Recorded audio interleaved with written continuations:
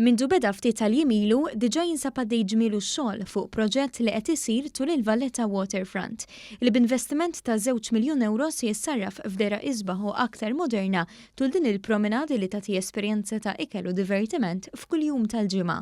Fl-isfond ta' bini storiku li jmur lura mijiet ta' snin u numru kbir ta' ristoranti, il-kap eżekuttiv tal-Valletta Cruise Port Stephen Xwireb spjega li x-xogħol beda fl-ewwel ġimgħa ta' Jannar biex tal-perjodu tal-għajt il-kbir ikun hemm tinet ġodda tul il-waterfront li jagħtu dera isbaħ u mistħoqqa lil post li jilqa' lil passiġġieri li jaslu bil-cruise liners.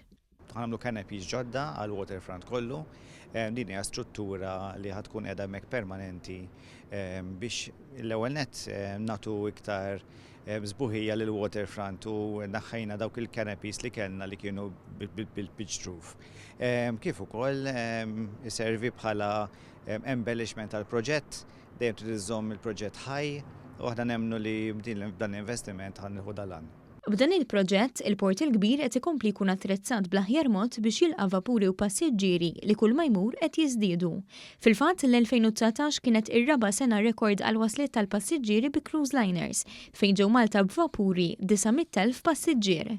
Din is-sena tkun stmat li jaslu 850,000 passiġġier bil-cruise liners. Il-vapuri l-kbar qed ikollhom 6,000 passiġġier fuqhom, jiġifieri jekk inti flok jibatlek vapur ta' 6,000 passiġġier jibatlek vapur li jesa 4,500, 30 ġimgħa diġà jagħmlulek effett. Jiġifieri essaċ l-andament illum qegħdin stabiliti sew fis-suq fil-Mediterran, nirrenkjaw wieħed mill-aqwa 10 portijiet li jeżistu fil-Mediterran in terms ta' passiġġieri, jiġifieri bħalissa qegħdin sejrin tajjeb ħafna.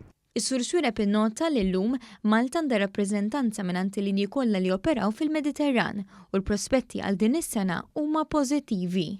Prospettivi tajbin ħafna snin ġejjin il-proġettazzjonijiet li għandna malkemm forsi jkun qed tnaqqis fit-2020 xorta qed naraw li mbagħad wara nerġgħu nirpiljaw.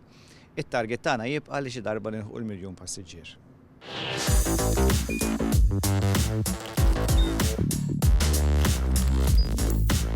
Idħol fuq one.com.mt u hemmhekk tista' tara l-programmi kollha li jxandru fuq One permezz ta' One Play.